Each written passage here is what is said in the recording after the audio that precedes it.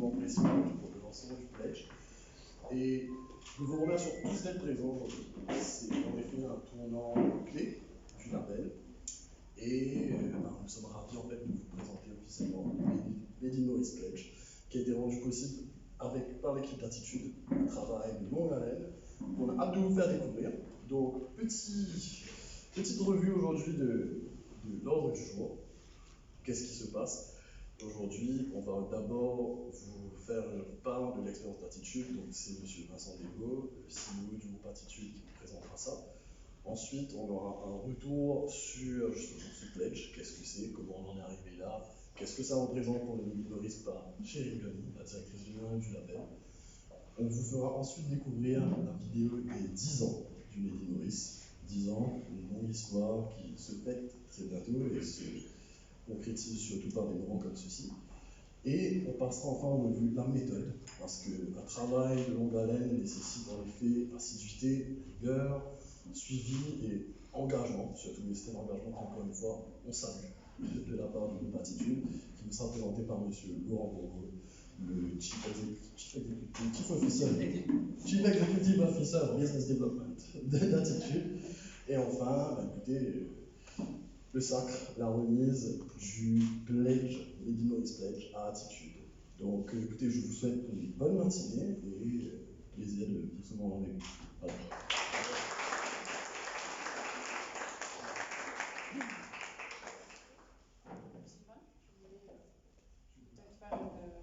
Une petite intro. Je suis plaisir. Pas de choix. Tout simplement. Voilà, Sylvain Oxenham, non le moindre. C'est un ancien président de l'AMM qui nous a été vraiment,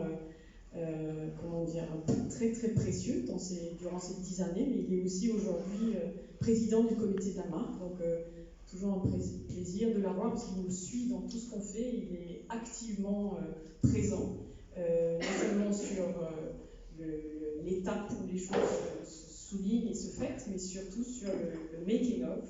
Donc merci Sylvain d'être présent à nos côtés comme toujours. Toujours un plaisir. Merci à vous tous. Ça fait chaud que de voir président petit à petit le label prendre son importance. Merci beaucoup Attitude pour votre initiative, si fort, si intéressant, qui a une si grande valeur à tout ce label qu'on voit maintenant comment cette intelligence collective prend toute son ampleur. Il y a une chose à dire que c'est vrai que les gros maintenant, c'est super avec le mot, c'est que le Pledge vient aider les petits. Il ne faut pas oublier aussi que bientôt LGS viendra vous voir pour refaire une visite de qualité. N'oubliez pas que la qualité est importante. Ne prenez pas LGS comme une contrainte, ne prenez comme une opportunité. Mais servez ça pour vraiment organiser, rendre vos entreprises plus productives. C'est la seule façon de pouvoir encore rassembler, parce que c'est vrai que les cours vont acheter avec vous, c'est pas l'homme il faut. D'autre part, avoir la qualité. La qualité est toujours un point important. Et à Maurice, si on veut avoir une devise sans export, sans bien compétitif sur le marché. Et aujourd'hui, il est plus facile d'être compétitif sur le marché. Et pour ça, il faut vraiment travailler sur l'innovation, travailler sur la compétitivité. C'est très important. Moi, je ne veux pas être très long, simplement très heureux, après 10 ans qu'on a commencé le Made in Maurice. Le label, c'est surtout avec la globalisation pour défendre justement l'intérêt des producteurs locaux, avec la montée des importations et tous les droits à l'importation qui tombaient. On n'avait plus de filets de protection et on était obligé de faire face à l'importation. Et il fallait vraiment se remettre en cause tout le label, toutes ces actions qui arrivaient. Et aujourd'hui, encore une fois, nous allions un autre niveau avec le Maurice Pledge. Et encore, nous allons remercier le gouvernement parce que là aussi, même si peu, tout achat qui est fait auprès des SMEs, on peut avoir une double déduction de taxation dans le Competition de Corporation Tax. Peut-être un petit, mais ça va dans le bon sens. Mais c'est encore pour tous ces petits signaux qui viennent encore nous donner le courage de continuer là. Je ne laisse pas plus tard demain demander à Chérie de nous faire le déroulement de la matinée. Et nous, c'est de passer une très bonne matinée. Merci. Avant de donner le micro à Vincent, d'abord bonjour à tout le monde à nouveau. Merci vraiment de votre présence. C'est très symbolique pour nous et ça veut dire beaucoup Ça a pris 10 ans avant de pouvoir faire une telle présentation. 10 ans, pourquoi? Parce qu'il fallait que le Made in Maurice soit suffisamment fort, diversifié, et qu'il ait suffisamment de marques et d'entreprises pour qu'on puisse arriver à un sujet comme celui-là, le Made in Maurice Pledge. Donc aussi, merci, je me tourne vers nos partenaires. Non seulement Attitude est le premier groupe hôtelier à avoir été labellisé, mais c'est au-delà d'être un groupe hôtelier labellisé, ce sont de vrais partenaires avec qui on a toujours plaisir à faire de nouveaux projets et je dirais qu'ils nous amènent toujours un plateau dans les mains sur cette capacité à être les premiers, à prendre le pas sur les nouvelles tendances, mais surtout être leader dans les bonnes choses à faire sur l'avenir que l'on veut voir pour Maurice. Donc merci à vous deux et toute l'équipe présente. Alors, le Made in Maurice Pledge, qu'est-ce que c'est? En quelques mots, c'était de se poser la question comment le Made in Maurice peut intégrer la chaîne de valeur. Comment est-ce qu'aujourd'hui, dans un contexte encore plus grave et complexe que les dernières années, on a eu la Covid, mais aujourd'hui, ce n'est même plus la Covid dont on parle. Il y a eu la guerre, une situation géopolitique, et bien sûr, tout ce qu'a causé, toutes ces difficultés. J'en passe, la dévaluation de la roupie, le fret, la logistique est de plus en plus compliquée. Donc pour nous, il y a une question de timing que l'on trouve vraiment très à propos par rapport au lancement de ce Made in Maurice Pledge. Non seulement on a la diversité aujourd'hui, on a plus de 350 marques, plus de 3800 produits et plus de 150 entreprises, mais on arrive surtout à point nommé sur cette redéfinition de ce qu'est l'industrie locale, sur un avenir que l'on veut construire ensemble et autrement. On a beaucoup dit new normal, mais c'est pas le new normal justement, c'est how do we make things differently et avec plus d'impact. Les enjeux sont grands, on parle de circuits courts, on parle d'économie circulaire, de bonnes pratiques environnementales, sociales, d'impact économique, d'effets multiplicateurs, et tout ça, pour nous, au sein du Made in Maurice, mais surtout au travers du Made in Maurice Pledge, c'est justement un outil qui permet d'avoir de l'impact dessus. Parce que nos entreprises, comme l'a justement souligné Sylvane, sont engagées dans la qualité, mais sont engagées aussi dans le développement durable. Donc pour nous, c'est une grande étape, parce que aujourd'hui, on ne peut plus faire les choses à la légère. Il faut qu'on puisse mesurer les impacts. Et justement, le Made in Maurice Pledge permet et va nous permettre dans le temps de garder quelque part cette idée de baromètre de l'achat local responsable.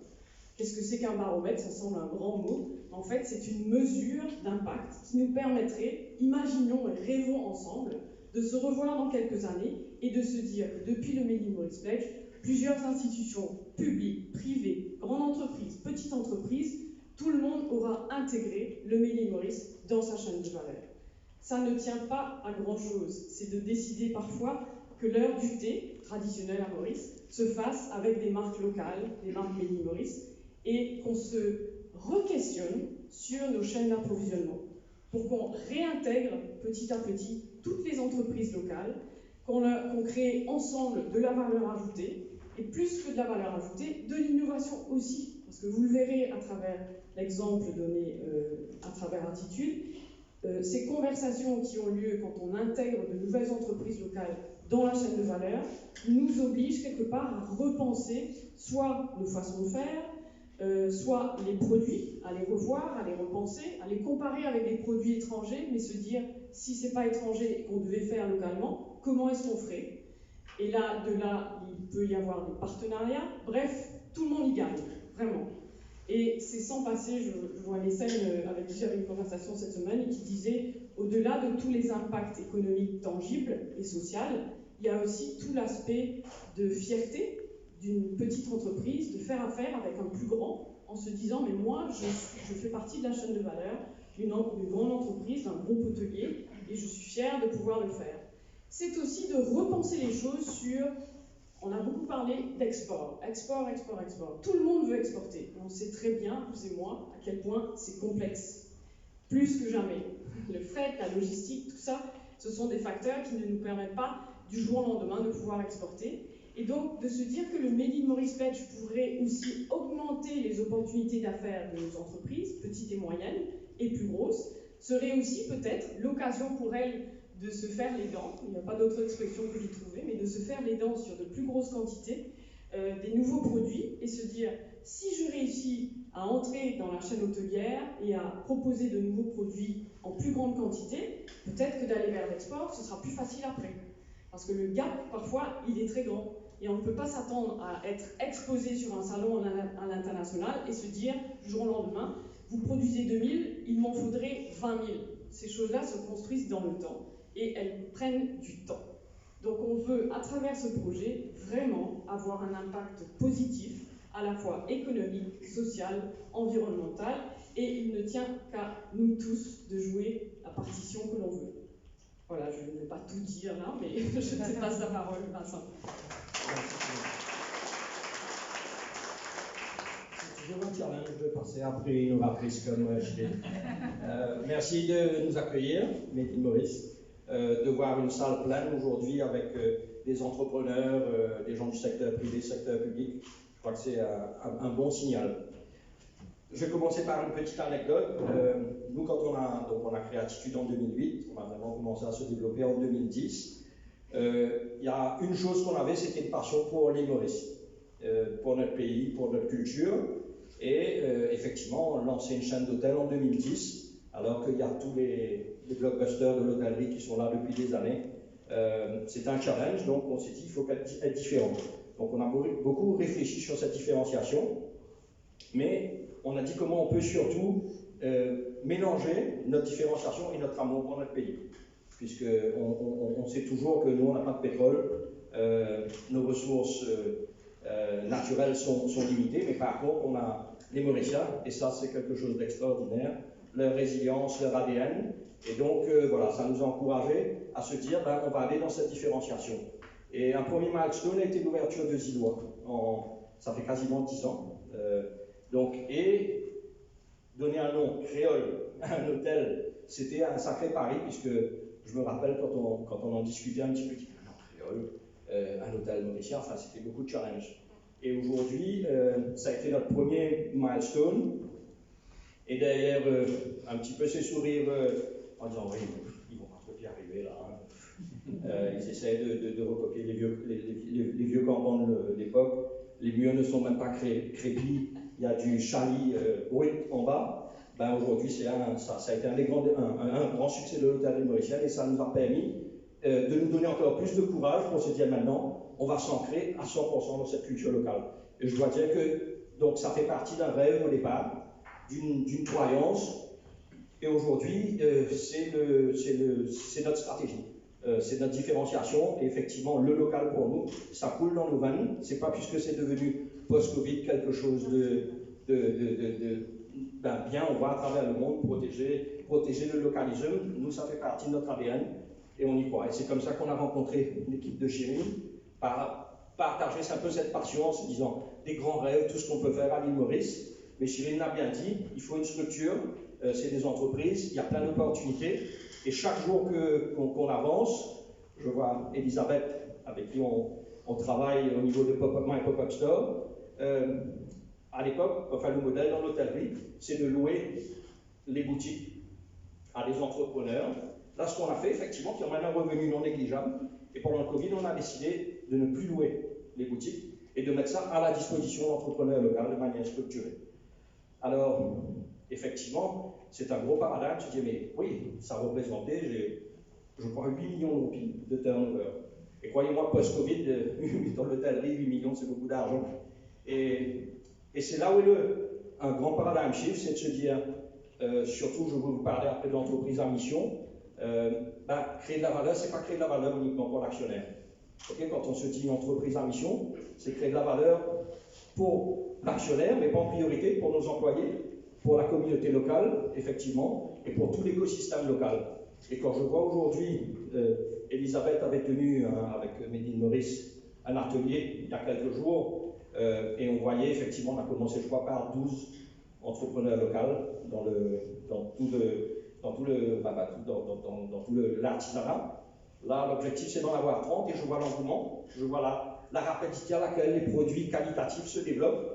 Et quand on sait qu'on n'a pas de filière locale au niveau de l'artisanat encore présent, et le potentiel que ça représente, donc voilà, ça c'est notre rôle. Notre rôle aujourd'hui, entreprise à mission, comme attitude, c'est effectivement que tout cet écosystème marche ensemble. Et je suis convaincu, de manière honnête, puisque tout cet écosystème-là doit être rémunérateur quelque part, mais pas que pour l'actionnaire, je le redis, pour tout le monde. Et on voit qu'il y a énormément de création de valeur apportée. Donc, je vous partage un peu l'introduction et comment on s'est rencontré avec Chirine et l'équipe de Made in Maurice. Attitude, c'est quoi? Donc, c'est une entreprise familiale aujourd'hui qui va fêter ses 15 ans l'année prochaine. Cette grosse étape, c'est d'avoir décidé en 2020, donc juste avant le Covid, donc on lance un hôtel qui s'appelle le Lagoon Attitude, qui est le premier hôtel sans plastique à usage unique. Donc, on jetait quasiment 4 millions d'items, des bouteilles de plastique, des petites bouteilles de shampoing, qu'on jetait, enfin qu'on mettait décalées à marge cause ou quelque chose comme ça. Et le fait de décider dans ce cadre d'entreprise à mission, donc de respecter l'environnement, c'est 4 millions de bouteilles qu'on n'utilise plus.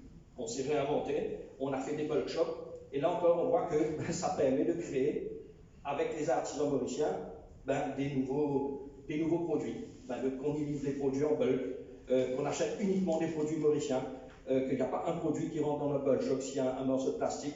Donc c'est encourager aussi et travailler main dans la main avec tous les artisans, avec toutes les entreprises pour qu'eux aussi, ils éliminent le plastique au fur et à mesure dans la production. C'est des gros challenges, mais on est arrivé, ça nous a pris 6 mois. Au départ, on avait mis 3 mois comme premier milestone dessus, et après on s'est dit non, on ne peut pas faire ça. Et on s'est mis effectivement, et ça a été possible. Et aujourd'hui, on opère 9 hôtels sans un plastique à usage unique pour le client. Il y a encore des challenges au niveau du provisionnement, mais on travaille dessus tous les jours et je suis super content de voir qu'autour de la table, il y a des gens qui se posent aussi les mêmes questions pour pouvoir nous livrer des produits sans plastique. Donc,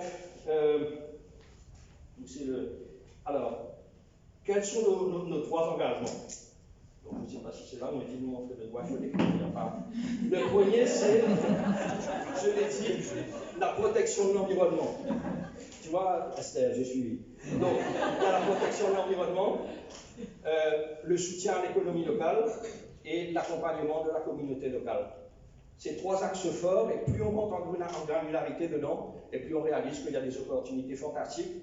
Et pour nous, est-ce que c'est notre rôle d'aller développer avec Elisabeth au lieu de se focaliser sur nos clients? Oui, c'est un rôle, puisqu'on veut que nos clients, quand ils viennent à Maurice, on emmène ça dans l'expérience client, c'est qu'ils se disent waouh, à Maurice. Je parlais aussi à Alexander tout à l'heure qui me dit que son vin, il y a certains clients qui envoient des mails et qu'il a exporté son vin à l'étranger. C'est quand même fantastique d'exporter son vin mauricien à Bordeaux. Bravo Alexander. Donc, Chirine a dit, tout cela doit être mesurable.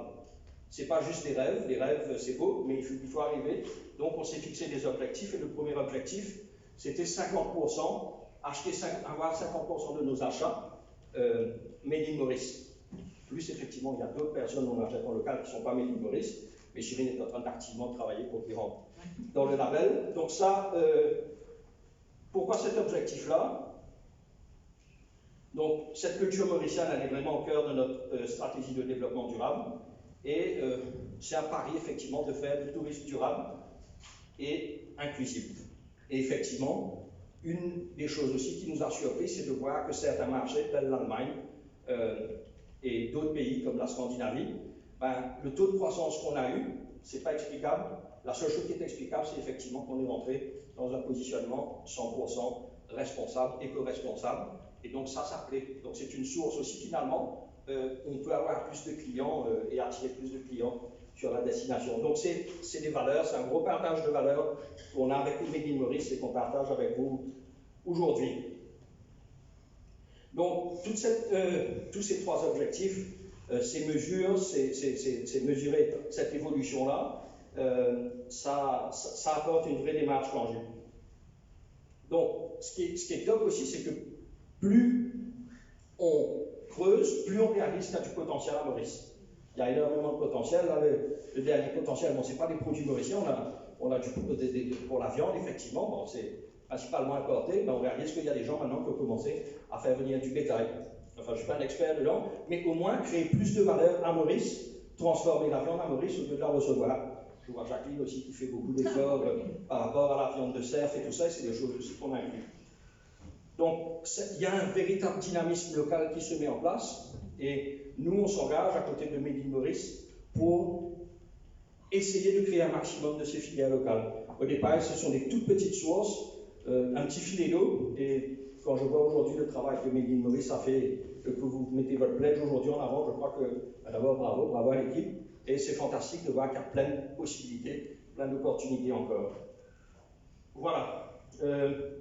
Donc oui, mon mot de la fin, c'est, je vous invite, vous faites déjà beaucoup de choses, mais à côté de vous, à se dire il y a encore plein de choses, il faut protéger cette économie locale. Il y a énormément de débouchés pour créer de l'entrepreneuriat à Maurice, pour créer cette richesse mauricienne, on en a besoin, quand on voit le prix du fret aussi. Donc voilà, merci Chérine, longue vie à Made in Maurice, et je suis ravi d'avoir partagé ce moment avec vous aujourd'hui.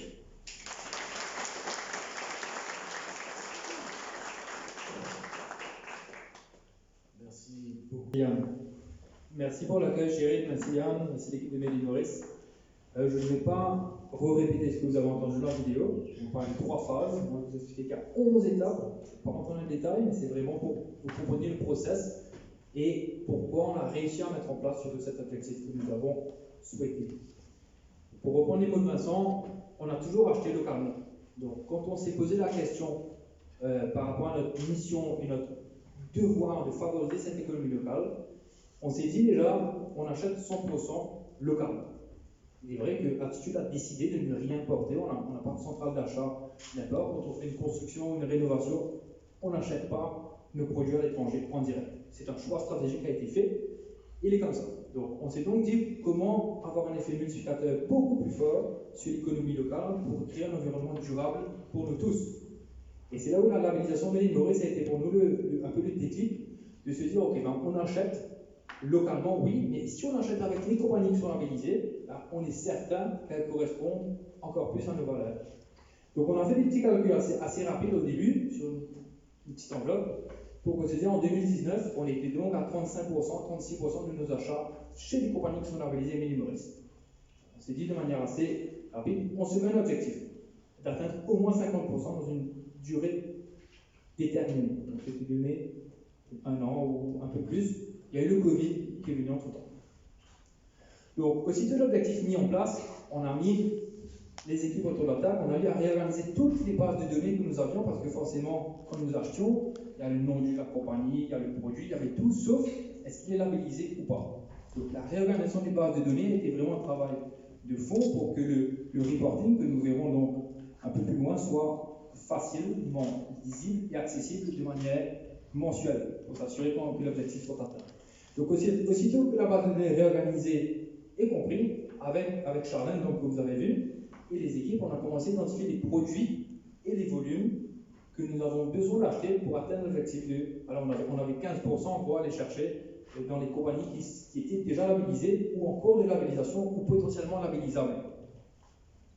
Donc l'exercice a été fait, et chez Attitude, on a une équipe, il y a beaucoup d'agilité, on est une petite équipe, et on a décidé aussi stratégiquement de ne pas, on n'a pas une centrale d'achat au head office qui impose, vous allez acheter avec tel supplier, ça va être comme ça, tous les volumes. Donc on a vraiment décidé d'avoir tout le monde, donc depuis les cuisines, les chefs, les financial modelers, les GM, tout le monde devait vraiment comprendre la démarche de pourquoi on le fait, quel impact ça aura, pour qu'eux-mêmes prennent la décision d'acheter avec les compagnies que nous recommandions. Encore une fois, parce qu'on n'a pas d'exclusivité, on ne bosse avec aucun supplier d'exclusivité, sinon l'objectif aurait été atteint hyper facilement, c'est marrant, tous nos fruits et légumes avec Maniaven, on a fini, en une journée on aurait atteint l'objectif, mais on aurait abandonné sur le parcours beaucoup de nos partenaires historiques. Donc la sensibilisation a été un gros travail, pour ensuite vraiment comprendre maintenant, avec ces nouveaux suppliers qui ont été identifiés, quels sont leurs produits, ça marche pas, c'est bon, le chef a une préférence pour ça, comment est-ce qu'on s'assure qu'eux aussi aient le mot à dire. Donc, c'est un process plus long, mais qui était hyper respectueux sur toute la chaîne pour que, au bout du compte, on comprenne vraiment la démarche de ce que nous souhaitions faire. Donc, la fameuse session de travail avec les brigades de cuisine, avec Aurélie, comme elle l'expliquait, pour que les produits soient adaptés et les menus revus. Les prix, voilà, forcément, hein, donc la problématique post-Covid, c'est l'inflation, c'est les prix qui augmentent, c'est l'impact sur le coût du prix de l'assiette de nos clients. Donc le prix a été pris en considération dans le budget que nous avions. La disponibilité des produits, je vous ne parle pas là, c'est hyper compliqué en ce moment, il n'y a pas de volume, il faut prévoir 6 mois à l'avance, il faut acheter 6 mois à l'avance, il faut stocker chez nous 6 mois à l'avance parce que sinon il n'y a pas. Donc c'est se dire, ok, ils sont labellisés, il y a les produits, il y a un prix, il y a des compromis à faire et comment est-ce qu'on arrive à répondre à la problématique, non seulement du budget, mais le commitment que nous avons pris. Donc, oui, on est pas au-delà du budget, oui, on a dépensé un petit peu plus cher, Vincent, mais c'est stratégique. Non, les designers, tout le monde, on est tous alignés et on comprend que c'est nécessaire de faire cet effort-là pour une économie locale durable. Donc, avec tous ces paramètres, on a mis en place notre fameux dashboard. Vous avez vu un aperçu.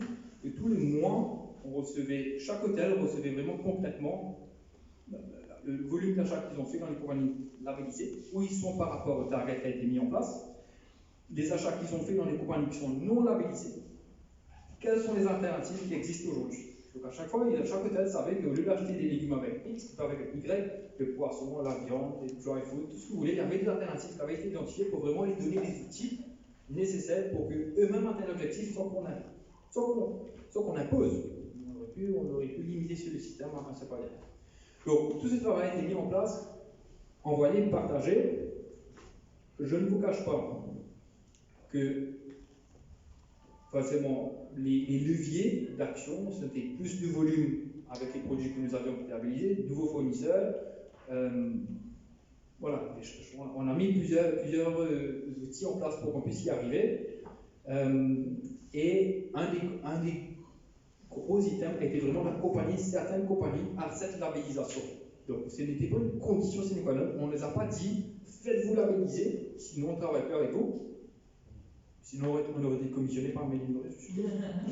Ce n'était pas du tout une condition sine qua non, mais c'était que eux comprennent la labellisation signifie quoi. C'est pas que juste je suis mauricien, il y a des normes environnementales, ça répond à cahier des charges, ça répond qualitativement, il y a un travail de fond derrière qui eux-mêmes ils permettent de valoriser le produit et d'être plus reconnus pour le travail qu'ils font déjà localement. La mise en place des nouvelles procédures, forcément les nouveaux suppliers, nos nouvelles manières de travailler, les nouveaux produits, donc c'est comment est-ce qu'on s'adapte. Toute la chaîne se réadapte à cette nouvelle demande. Et donc, par rapport à l'objectif, je ne vous cache pas, l'objectif devait être atteint plus tôt dans le temps. Donc, on l'a atteint au 30 juin, c'était plus tôt. Parfois, il y a des choses qui n'ont pas fonctionné. Il y a eu le Covid, il y a des volumes qui n'étaient pas là. Donc, je crois qu'il faut reconnaître que parfois, on travaille, on n'arrive pas, on corrige, on s'améliore. Et on est extrêmement fiers aujourd'hui de se dire qu'au 30 juin, l'objectif de 50% que nous nous étions fixés a été atteint. On a 52% si la télévision veut bien le montrer. Et cet objectif, on l'a atteint grâce à nos équipes, grâce à l'accompagnement de Made in Maurice et grâce à tous nos partenaires qui ont réagi positivement aussi à cette volonté de comprendre le message qu'on souhaitait faire passer. Donc voilà, donc on a 11 étapes ou 12 étapes en fonction des documents. C'est l'agilité, voilà. On fait la deuxième année, les 3 phases expliquées à la télé, voilà, c'est 11 étapes clairement mises en place et partagées. Donc, si vous avez des questions, avec plaisir, si on fait des sessions de travail, comment est-ce qu'on. Voilà, ce qu'on a réussi à faire en interne, si on peut le partager, si on peut vraiment accompagner d'autres personnes, voilà, on s'est lancé dedans et avec plaisir de partager au maximum avec vous tous pour qu'on joue tous le même jeu. Merci.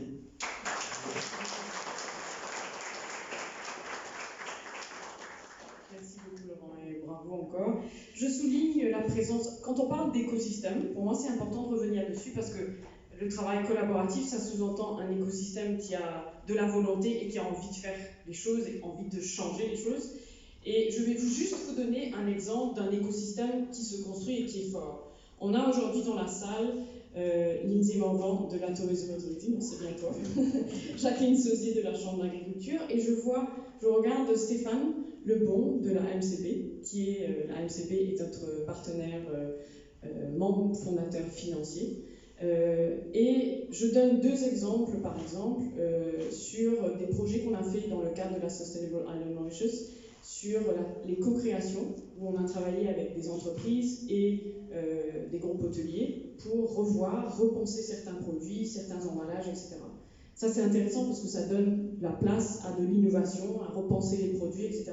Des produits qui seraient plus pertinents, parce qu'on parle souvent de mismatch, et dans une logique de co-création, et encore là, ça prend du temps, c'est du hand-in-hand accompaniment, mais ce genre de processus-là mène à de nouvelles idées, de nouveaux produits qui sont plus en cohérence, en tout cas avec la demande d'un marché touristique, par exemple. Ça, c'est un exemple.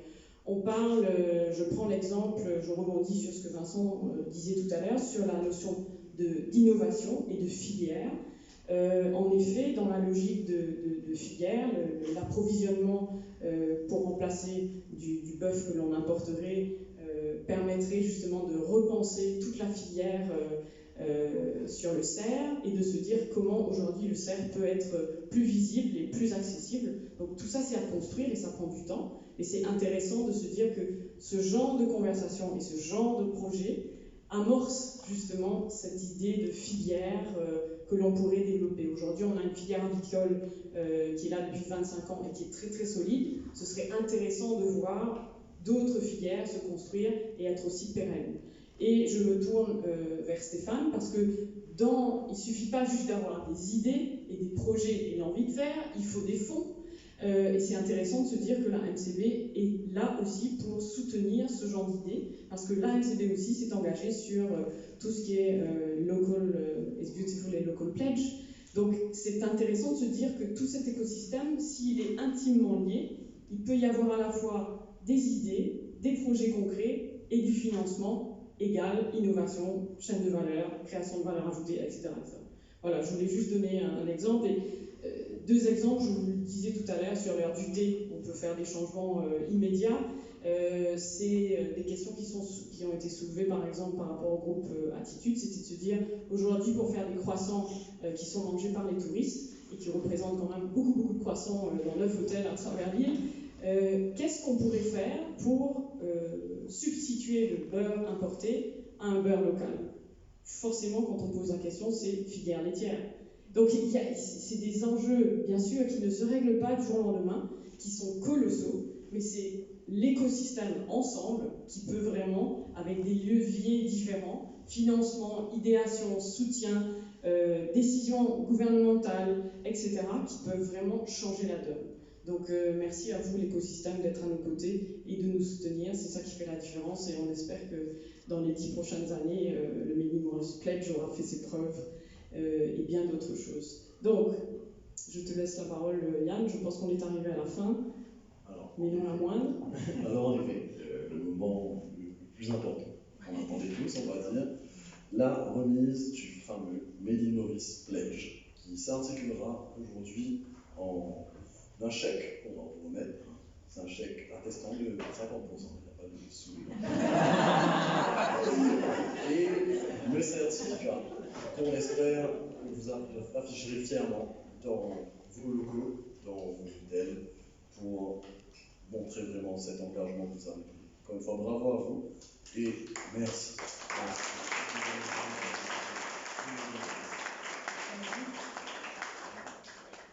Pour rebondir sur ce que Yann dit, alors c'est effectivement pas de l'argent. Vincent et Laurence, désolé, c'est pas de l'argent. C'est pas un 50 000 ni un 50 millions.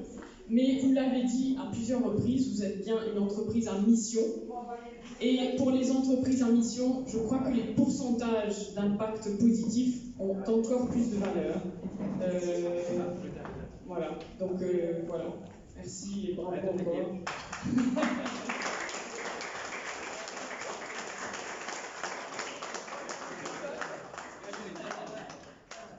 Venez beaucoup. En arrière,